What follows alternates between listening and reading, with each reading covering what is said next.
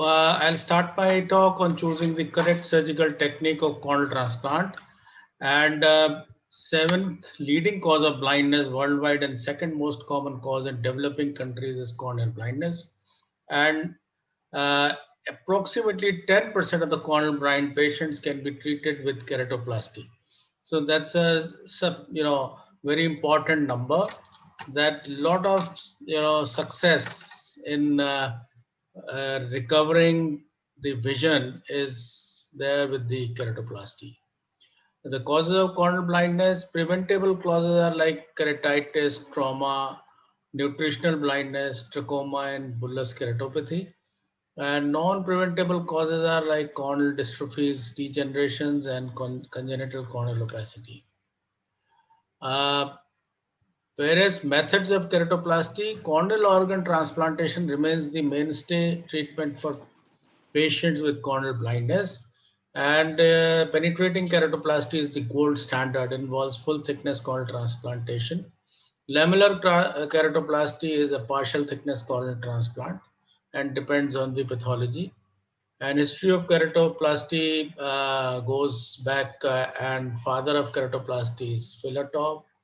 And if we see what kind of keratoplasties we have in our armamentarium, the main is the full thickness and or penetrating keratoplasty, and second is the lamellar keratoplasty, which could be divided into anterior and posterior.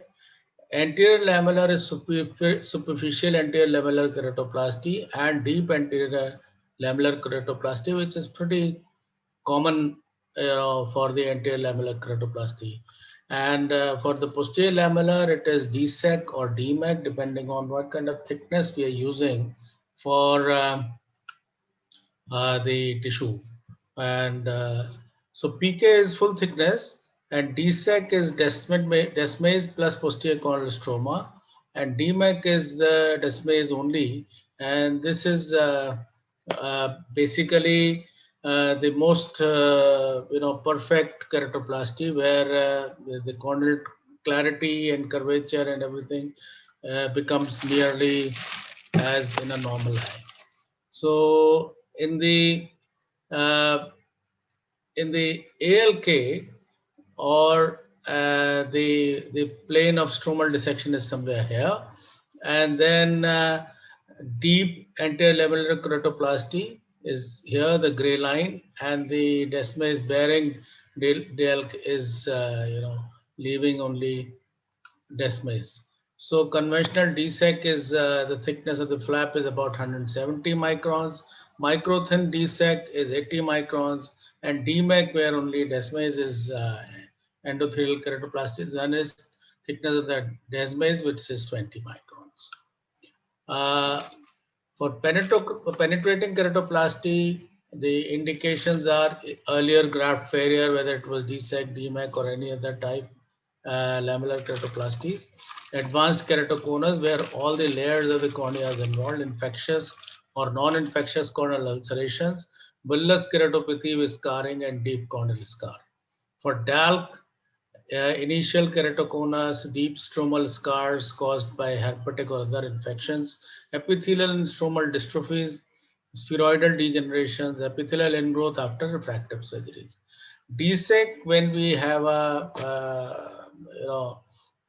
desmase stripping with that automated endothelial keratoplasty, is for graft failure infection, especially bullous keratopathy, corneal scar, Fuchs dystrophy, where the posterior layers are involved, and other endothelial diseases.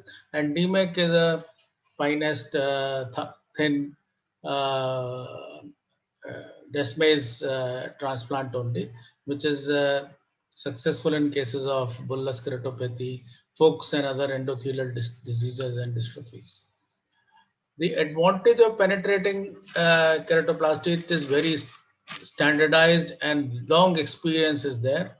The disadvantage is that it leads to post-operative astigmatism.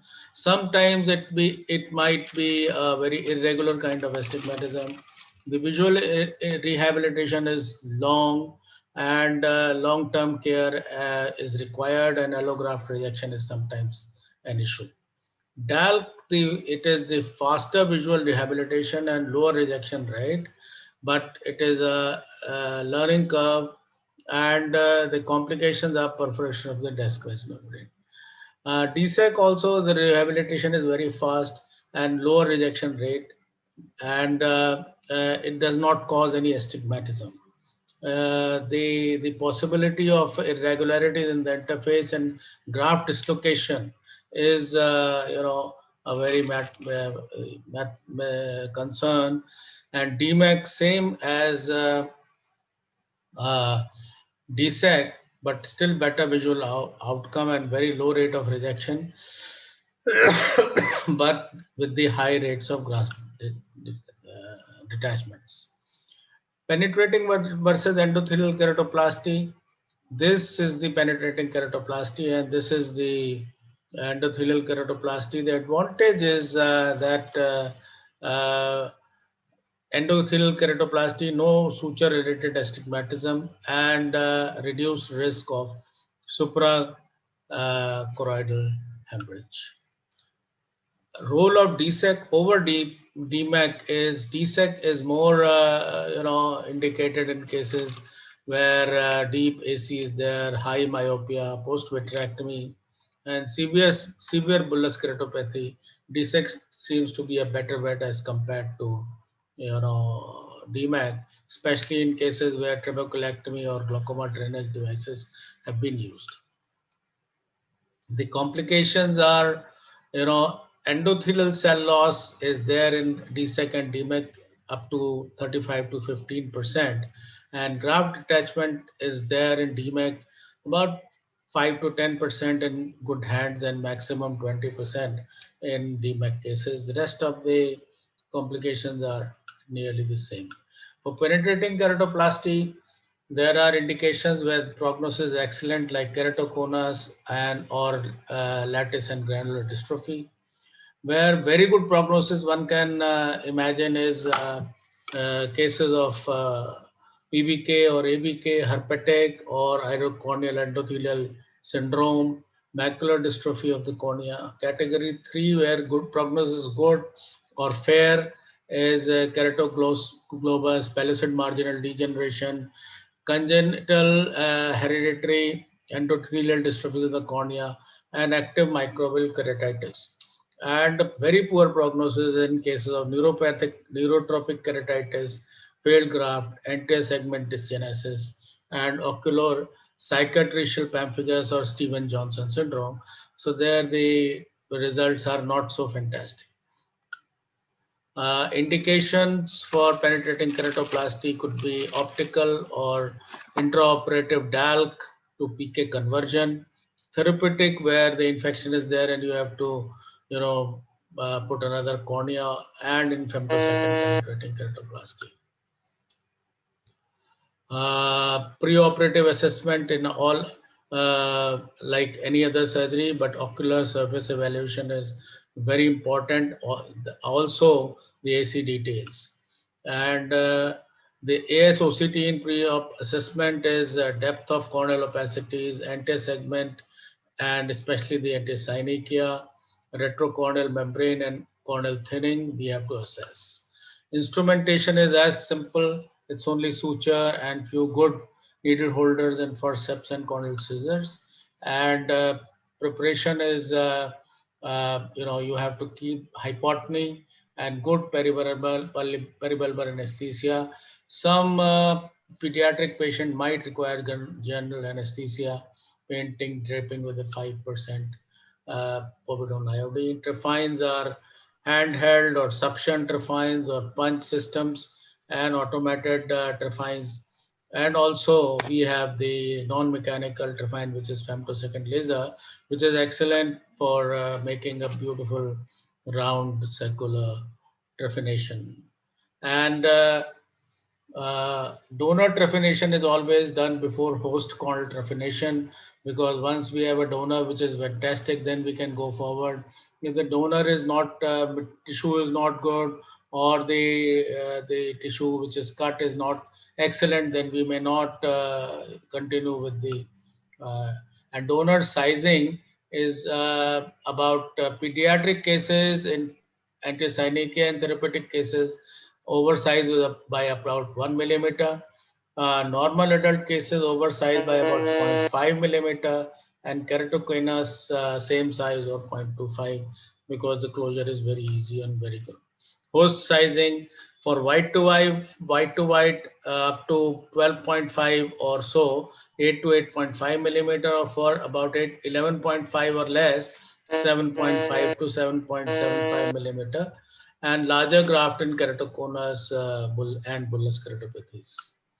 So suturing is 90% of the depth of the tissue, and 4 cardinal sutures here, like here, and always the first one at 12 o'clock.